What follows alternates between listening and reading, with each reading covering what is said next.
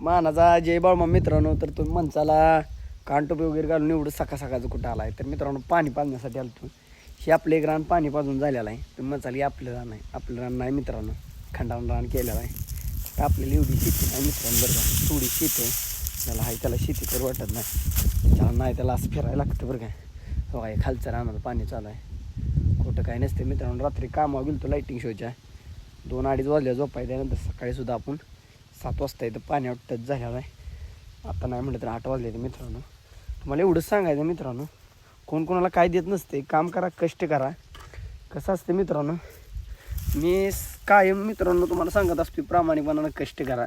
आणि बाळमाच्या मेंढी माऊली सेवा वर्षातून एकदा 10 दिवस 15 दिवस महिनाभर करा. तुमची जी अडकलेली कामे आहे ती म्हणा, आयुष्यात जे तुम्हाला काय पाहिजे ते सुद्धा भेटणार.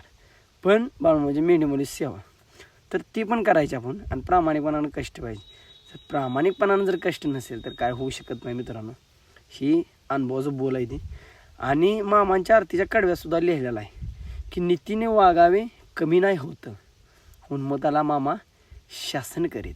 असं मामाच्या आरतीतलं कडवं आहे. मामाच्या आरतीत जी पण कडवी आहे ती आपल्याला काय ना काय शिकून जाते.